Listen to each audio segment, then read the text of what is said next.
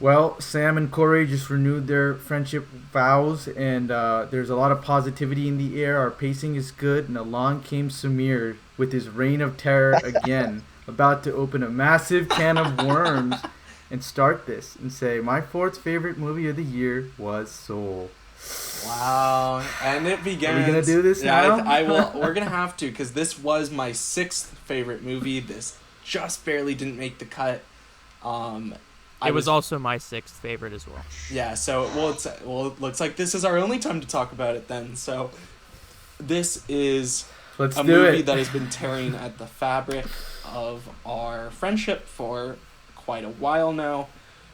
If you follow the blog, Cory has posted essentially his snuff piece on this movie, explaining why it's the worst Pixar movie ever made, why it's the worst kids movie ever made. Well, John Hey, I didn't think the Doctor worst. or Peter As long as Doctor. Cars 2 exists, I will say it is not the worst Pixar ever made. Okay, it's literally not in the same fucking universe as Cars 2.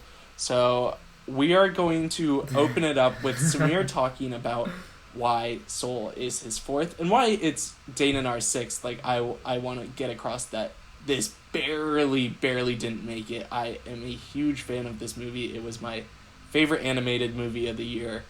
So Samir, why do you love this movie? So I'm gonna talk about why I love it briefly, and also in there I'm gonna include some stuff in anticipation of Cory's argument to kind of speed things up. So I love this movie. I really do, and I enjoyed it. And it's really nice to have a movie that you can just, we talked about this dialogue from Nolan's movie. Don't think it, just feel it. And to me, I was just able to watch this with my family on Christmas Day, and I really felt it. I just let it come into me. And it's easy to kind of build up a defensive, because we are film bros after all, build up a defensive wall and think about movies so critically. And I just laid down on my leather couch and just took in this movie and let it fill me up. And I think I just really loved it. Like, the ending was so moving to me. And one thing that a lot of black creators talked about when watching this movie that I could kind of relate to was kind of that the movie has representation, but the representation is not the story. And that's also another major point I liked about it, in that it's in the background, and Joe as a character is really, he's a part of this story, but his story is not about his cultural identity. And I talked about the same thing with Sound of Metal too, but with Soul, I just want to say that really briefly. I think it's a beautifully animated movie. The score is amazing. Even though I don't think the voice acting of the two main leads is that strong, everybody else is really strong in terms of the voice acting, especially the Jerrys. And the ending really got me, and I do think it is a subversive message. And the only thing I'll say before I let Cory talk about it, I see him nodding his head, is that, right, you can think that, it follows the Pixar formula, that like other movies, blah, blah, blah, blah, it's not so subversive. We've already had movies this year that have done this, like Sound of Metal, It's a Wonderful Life. The one thing I will say is that It's a Wonderful for Life a is my movie, favorite movie of we 2020. well, see, we talked about Borat 2 and how great Borat 2 was, and I think the subtext of our like conversation about Borat 2, implicit in that was that two things that are really important, I think, for movies are time and context. And this movie being released this year, I think, is really important. And I also think that it being released in the genre of a big budget family movie is also really important, because while we have movies like Sound of Metal, etc., that may have broached similar topics, I think a big budget animated kids movie talking about these things is really important. And what I will say is that in movies like Coco, that Cory will inevitably bring up, Why don't you let me respond and before you just answer all of my... No, answer them all. Don't give them a platform. yeah, well, This is okay. a rigged debate. Last Fuck thing I'll it. say, in movies like Coco, etc., you have a main character who really wants something. He really wants to play guitar. He wants his family to accept him. In movies like Kung Fu Panda, same genre, big budget animated kids. You know, you have a guy that really wants to pursue his passion, pursue his dream. He wants to do kung fu. In this movie, Joe gets what he wants to do like 20 minutes. I think it's like around 15 minutes. And then at that point, he realizes, maybe there's more to this. Maybe this isn't what this isn't what I really want. And that's where I think, as a kid's movie, that last 15 minutes when Joe is sitting there thinking, you know what? I just am not feeling that. I'm feeling that hollowness and emptiness, even though this is what I wanted. And this is what the movie led me to believe that I wanted. This is what the viewers thought that I wanted. And we all sat there and felt that Joe's, okay, this doesn't feel as great as I thought it'd feel. And I think that's the final twist in the knife, especially for a kid's movie, for them to convey that emotionally. It really succeeded in that. Before I talk more about it, I'm gonna Cory I want to talk go off just a little bit because I already mentioned on last week's episode. You can listen there and hear me explain how this plot is absolutely identical to Coco's. By extension, it's identical to almost every Pixar film. But that's fine, right? Like, Soul is trying to more overtly show what it's about. Like, so it's different. I won't say it's identical to other Pixar movies in that way. It is instead just incredibly boring and just a slog to get through because its own logic is constantly folding in on itself. If any of you could I know you can't. If you could possibly explain to me how it works, right? That Joe is able to play piano to enter the zone, as it's called in the movie, and therefore return to the great before, as it's called. And then for some reason, once he's there, from our perspective, Joe is still just playing the piano and he's able to kind of whisk his soul away. But once he is there, he is now unable to return to Earth without like a little tag, which he gives away to Tina Fey's character, 22. At that point, you think the story's over. He's just going to die, which doesn't even make sense that he should die because he's alive currently playing piano. Don't think, feel it. Cory Stillman, 2020. Yeah, except at least Tenet tells you that that's the case, and Tenet's logic doesn't fold in on itself. For as complex as it is, it still comes out as a complex but at least coherent structure. Soul is constantly folding in on itself, and then finally, when you think that it's at least made some sense of itself, it's about to end. The movie decides that it doesn't even want to reinforce its own message, and instead gives Joe a second chance to go back to living life, blah blah blah. And then, just to add one last little twist, the movie just uses the exact same ending scene that Sound of Metal has of a man looking around his surroundings. What 7-year-old I guarantee you they did not copy Sound of Metal. Oh no! I can't. I mean, there's no way that looking at his notes and going, "What?" No, Everyone's talking about no, of course. I'm not at all saying that they watched Sound of Metal and copied it because they couldn't have. I'm not saying that a young viewer has seen Sound of Metal. If your only defense of Soul is that it's great for little kids, I'm totally with you. Like, let little kids, why would I ever take it away from a little kid to enjoy this movie? That's totally fine. But Pixar has made it its project throughout its existence to be the animation studio for everyone. This isn't Illumination. Like, I fucking hate Minions, but I would never bother to criticize that movie because, that's squarely for kids. Pixar believes itself to be of a higher intelligence. I still think Pixar believes that it is made for people like us just as much as it's made for kids, and yet this movie is entirely incoherent and has no interest in saying anything that hasn't been said countless times before by much better movies. It's a theme that is really prominent in pretty much every major movie of 2020. In some capacity, this has been discussed in almost every major movie this year, and it's a great theme to talk about. Oh, like, your career isn't what defines you. All the late, but that's it. That's also the thing that I'll say real quick. This movie is so interested in careers and how careers define you, and why that is kind of a flawed American concept. Guys, it's made by fucking the Walt Disney Company. You think when a hedge fund manager quits his job, you can't fault the movie because it was made by a corporation. I absolutely thing, can, because Walt Disney Company's got. I mean, you can. It's a bad fucking point, though. It's a really crucial. I was point. watching. It's a really crucial point. So I was watching this movie with my younger sister, and I think this little anecdote that I'm about to give captures the gist of maybe the majority of our listeners, and definitely my reaction.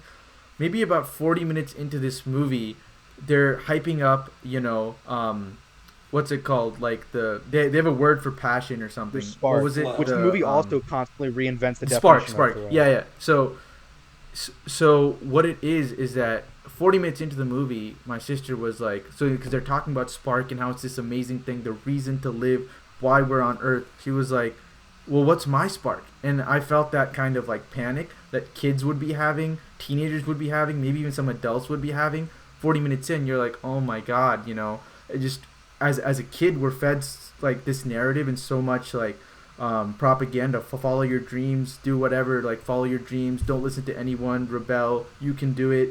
And I think it's led to a generation of people now who are like 20, who are in their 20s and 30s and just kind of like, well, like, I don't really know what my dream is. It changes every week. Do I even really like this thing that I've convinced myself I like? And I think this movie by the end perfectly answers that question of, you know what, it's all going to be okay. Even if I don't really like the thing that I've convinced myself that I like, and that maybe I might just feel like I'm lying to myself. I think the movie really sticks the landing. No, there, see, Cory. that's the thing.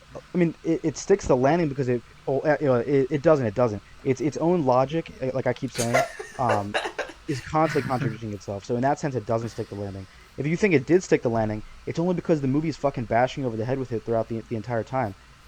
I agree with you. Like that, this is a really important theme that I do think has, without it, a lot of people have suffered and gone down entirely wrong paths in their lives. I think it's a really important theme to hear. But we should all be, and this is the point that Samir kind of alluded to. I want to plug my piece on our blog site. You can find it on my blog as well at mustread.com.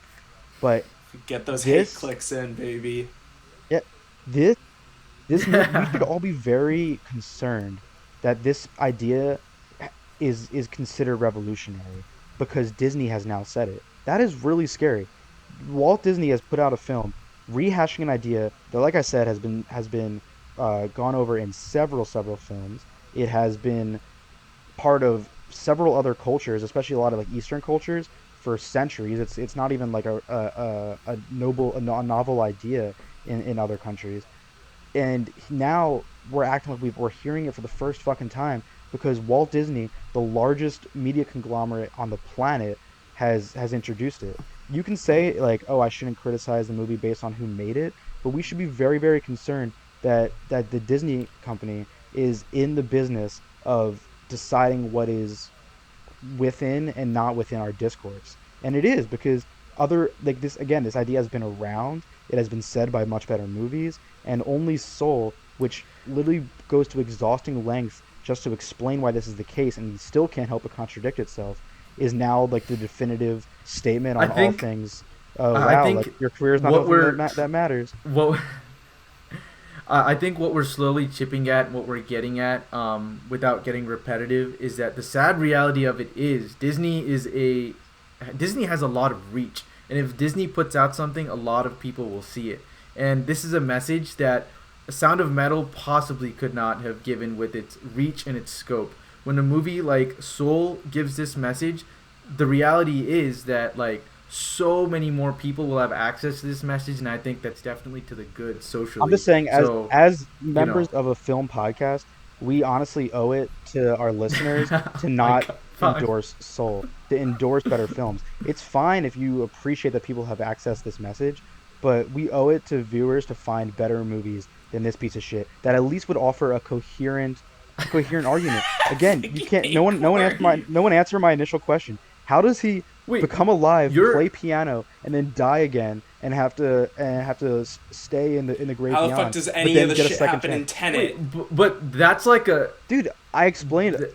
That's like a plot thing, though. That's not an argument thing. That's not the film's argument. Well, again, you know what I mean? All right. Like, you want the film's argument? The film's argument is that you have to find your spark. You have to go through all of your mentors' lives and all of their interests and find what your spark is from them. Or if you can't find it, you can go through all of the other everything that's ever existed. And then halfway through the film, they're like, oh, we were kidding that whole time. A spark is actually like a totally different thing. But the movie just wants to reinvent its language as it goes because it's not interested in story first. It's interested in hitting you over the head with this theme. You need a good story to reveal a good theme, not the other way around. Soul started with an idea. How do we say that American careerism is bad and people should find a greater purpose in life? That's a noble question to ask. But you don't start from that point. You find a great story that reveals that point, which is again, like I agree that maybe a kid wouldn't watch it, but a movie like Sound of Metal does that. A movie like It's a Wonderful Life does that. One of the most popular Christmas family films of all time. Like there are better movies out there, and we owe it to See, people to point them towards those films and not a shitty corporate piece of crap like Soul. the other thing that I will say is that whereas a movie like Sound of Metal, like I had it in my number 5, I will say that's a movie that like, yeah, as an audience member, you kind of have to like read into it and think about it to arrive at that conclusion. Whereas Soul, and I wouldn't say this for any other movie, and I'm surprised I'm saying it, it's actually to the good that this is a movie that leads you to its conclusion. It grabs you by the hand just like a mom would to a kid, and I think that kid is in all of us, and it takes you to that emotional conclusion that is comforting and that does resolve. And I think that, like I said, time and context are really important. After a year like 2020, when so many kids and myself, even teenagers, got to see our parents like work at home and realize like see careerism up front, the time of it was important. The scope of this message being reached was important. Sam and Dane, you've been relatively quiet. You guys can chip in before we move on. No, we can from move here. on. I feel like Yeah, No, well, fuck they haven't off, said anything, Cory. so I want to. Okay, like I will just like, oh my god, I was dreading this debate honestly because I was really trying to be friends with Cory. If you guys have been listening up until this point, at number 4, Cory and I were riding Sky High. Like I was gonna invite him to be like my best man at a wedding or something like that. And now I'm back to like my usual opinion on Cory, which is that he talks really fast. That's he what says I some said. big words. I said. He says you can't fucking rebut this, and then you rebut it, and then he goes, "No, but Disney's bad." And then you're like, "Well, fuck off! I don't know what to say." I think I'm always like, giving pretty good think- arguments. I don't know. You're so Oh, fucking okay. annoying. Well, I have one small point to that. Just real quick, I'll let you continue, Sam. But I don't know if we'll talk about this film later. Nomadland of the Year. I just found out that the director of that movie, Chloe Zhao, is the daughter of a billionaire. I didn't know that. Did you guys I didn't know that No, part. I had no idea. Yeah, Cancel apparently, Nomadland. yeah, which kind of is it's interesting. But Sam, continue.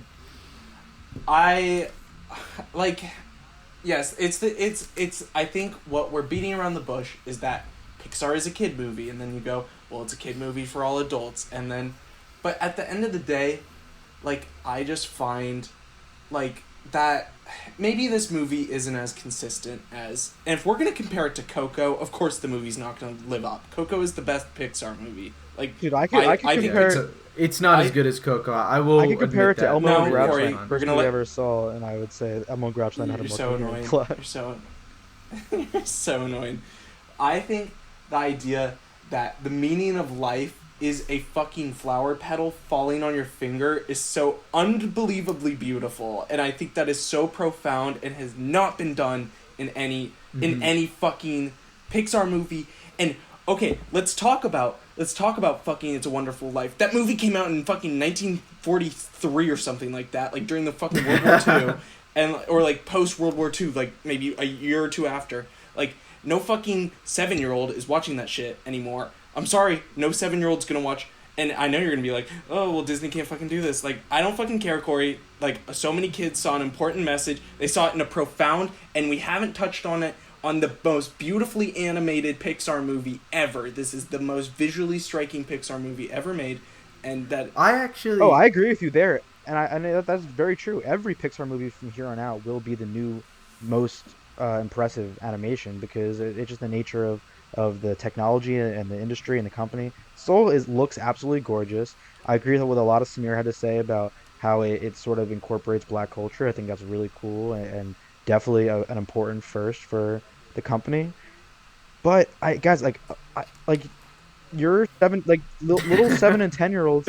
We're just not gonna be able to Like change little his 7 and mind on 10-year-olds this. could go Dane, love do you have like a anything? new Power Rangers movie, and like we would all think it's a piece of shit, and we would criticize it. Why are we letting kids enjoying this movie? Because I'm so happy kids enjoy it. Of course I am. But why is that Because we felt a it. We defense? felt it. We sat there and we let That's it not an fill all-out us up. defense of the movie. I'm so happy that kids love it. I hope every kid loves this movie. Kids should love movies, but we don't have to.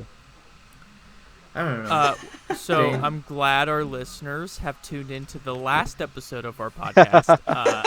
The first episode under our new I'll brand give and my the final. last. Yeah, so I was just soaking that all in because I was loving every second of that. I don't think love you, my overall enjoyment and love for the movie is going to change. I think the message it portrays is important, and the overall audience that it reaches is something that can't really be done with any other, I guess, more indie type film or just more adult drama in general. I will say Disney, absolutely big corporation that is very hypocritical for putting a piece out like this, a film out like this. And Cory, you've definitely. I still think the message is important. I do think there are some plot points that fold in on itself, particularly the part where you did mention where he gets like a second chance at life. I do remember briefly in the movie when that happened, I was like, I think it would have been a little bit more profound if they would have come up with another way to portray this instead of just letting him live again. Yeah, I'll just respond to that real quick because I cried when he got the second chance.